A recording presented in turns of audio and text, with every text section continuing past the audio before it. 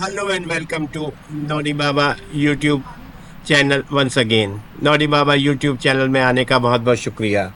तो आज हम बात करेंगे एक पाकिस्तानी फ़िल्म घर दामाद की, जो 11 अप्रैल 1969 को रिलीज़ की गई और जिसके नुमाया अदाकार थे कमाल, दीबा, तरन्नुम, तालिश, तिलक सिद्दीकी, निराला।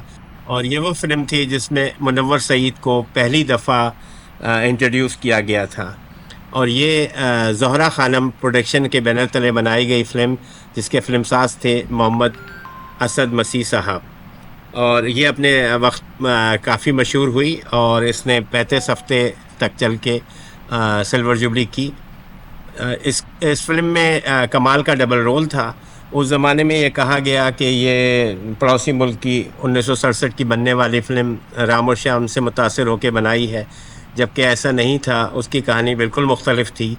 और ये जिस विलियम शेक्सपियर के English novel comedy of error से माखूज़ थी, इससे माखूज़ होकर 1982 में ज़रूर पड़ोसी मुल्क ने एक अंगूर नाम की फ़िल्म बनाई थी। और ये जो फ़िल्म घर दामाद थी, इसके गाने बहुत ही अच्छे थे, जो अहमद रुश्दी, रूना लैला, आयरन परवीन और नज़ीर बेगम की आवाज़ में थे। मौसीक़ार इसके थे जावेद सरवर और गाने जबकि लिखे थे मसरूर अनवर ने। तो आइए हम फ़िल्म की तरफ चलते हैं।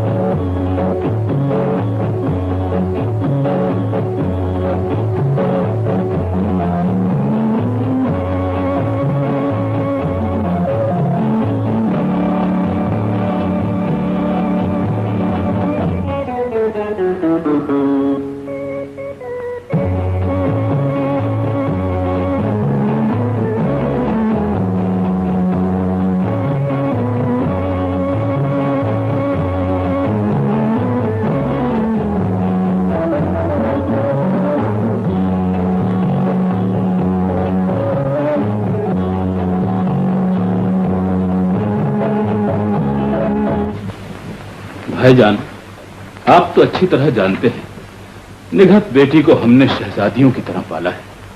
उसकी शादी के मामले में हम बहुत सोच समझ कर फैसला करना चाहते हैं। सोच समझ कर फैसला करना और बात।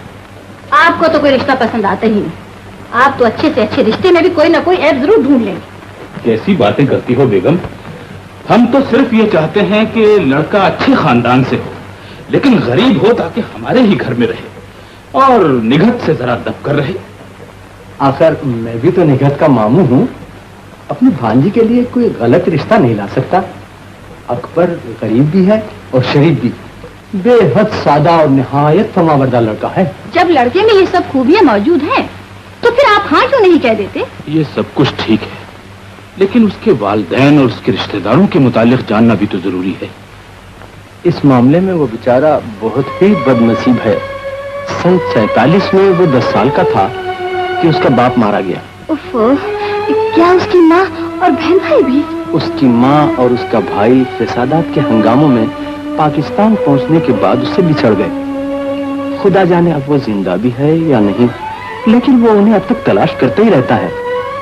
उनकी जुदाई ने उसके दिल को जख्मी कर दिया है। सच पूछिए तो बड़े घर में इसलिए भी आना चाहता है ताकि उसे अपनी माँ और अपने भाई को तलाश करने में ज्यादा से ज्यादा सहूलतें मिल जाए। बड़ा मजलूम लड़का मालूम होता है। मेरे ख्याल में ये लड़का आपके ख्वाहिश के मुताबिक बहुत जल्द ढल जाएगा। अब आप हाँ कह दें ताकि मैं निगहत बेटी की शादी देखकर नैरोबी वापस चला जाऊं। अगर तुम दोनों का यही ख्याल है तो मुझे कोई एतराज नहीं।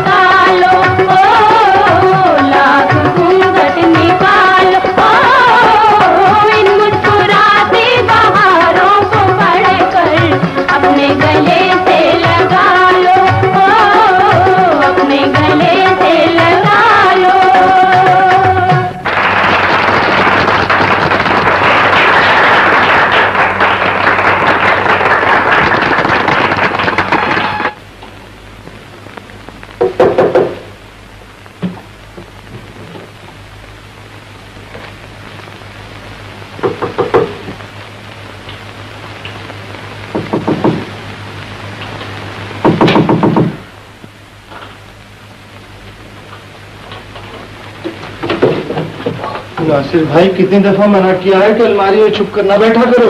अगर किसी दिन किसी ने ताला लगा दिया तो मर जाओगे। अरे मर जाने दो। जब इस घर में आकर तुझसे मिलने की इजाजत ही नहीं तो इस अलमारी में छुपकर बैठूं या कहीं और दुबक कर, इसमें फर्क ही क्या है? लेकिन अगर किसी ने तुम्हें बंगले में कूदते हुए देख लिया तो पुलिस के हवाले कर देगा, मुसीबत खड़ी हो जाएगी। अरे ये मुसीबत तो उसी दिन खड़ी हो गई थी जब तेरी बात मानकर तुझे इस घर में आने की इजाजत दी थी। अच्छा ये बता कि अब तूने क्या सोचा है? मैंने तो यही सोचा था नासिर भाई कि बड़े घर में शादी करूंगा तो बहुत सी सहूलतें मिलेंगी, अपनी माँ और भाई को आसानी से ढूंढ लूंगा। लोग कहते हैं ना कि अगर इंसान के पास दौलत हो तो माँ और भाई क्या, इंसान खुदा को भी ढूंढ सकता है। बड़े घर में आकर तूने अपनी सोच का अंजाम देख लिया। अब ये बात भी समझ ले अकबर कि दौलत सिर्फ दौलत का हाथ थाम कर चलती है।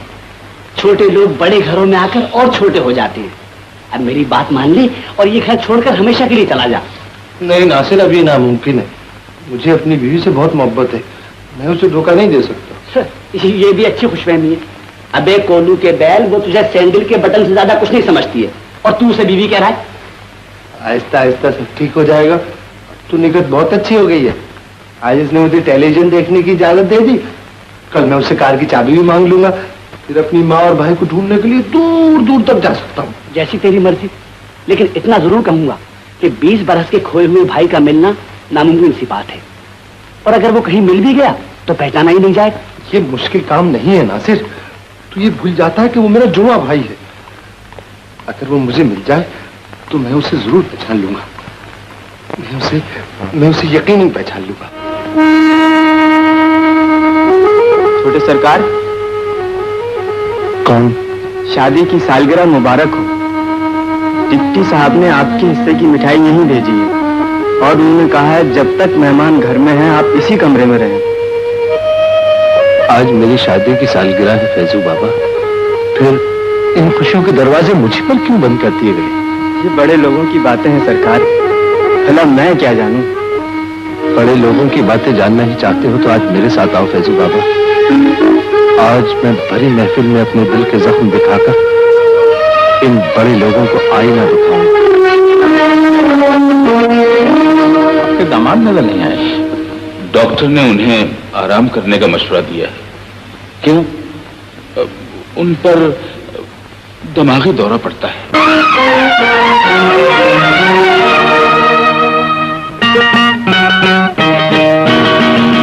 माना के मैं दीवाना हूँ, एक टूटा हुआ पैमाना हूँ। हर बात की है इस दिल को खबर, हर गम से मगर बेगाना। माना के मैं दीवाना हूँ, माना के मैं दीवाना हूँ।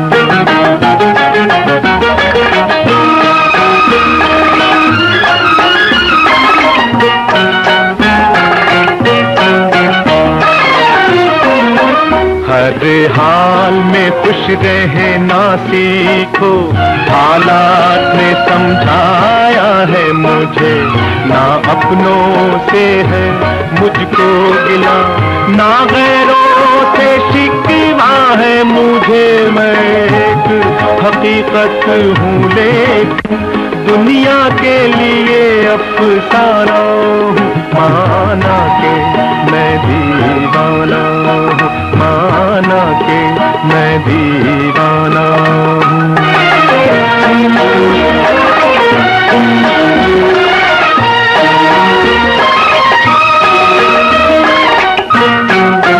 है दर्द के पहले खुशियों पर गम बिन मांगे मिल जाता है। जीना भी तो एक फन है यहाँ, हर एक को भला कब आता है। मैं वक्त के जालिम हाथों का ठुकराया हुआ पैमाना हूँ। माना के मैं दीवाना हूँ, माना के मैं दीवाना हूँ।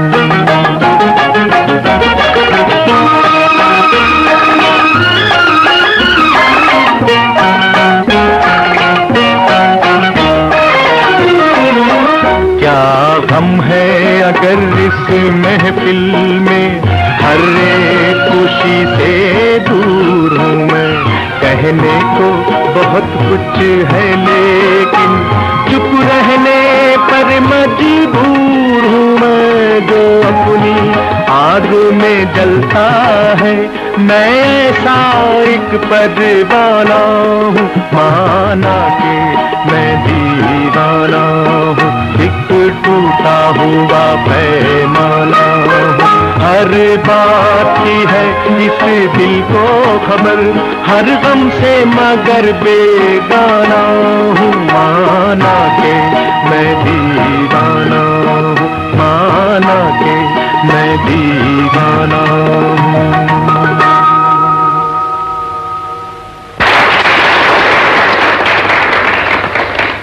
शाबाश बेटा, तुम्हारे गाने ने आज की खुशियों को चार चांद लगा दिए। जाओ अब जाकर आराम करो, इन्हें बेडरूम में ले जाओ।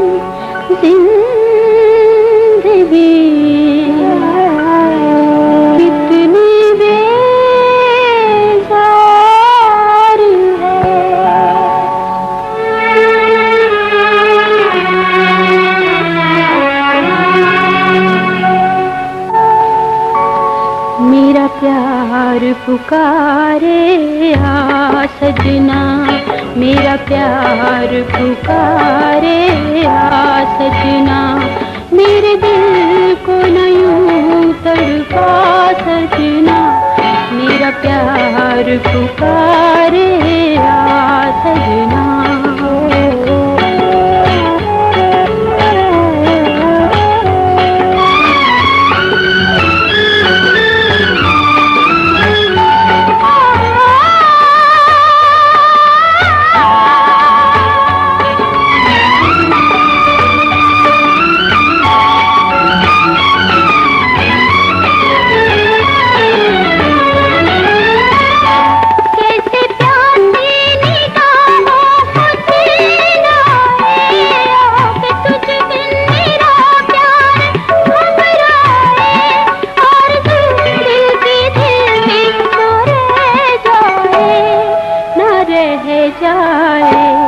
मेरा प्यार पुकारे आ सजना, मेरा प्यार पुकारे आ सजना।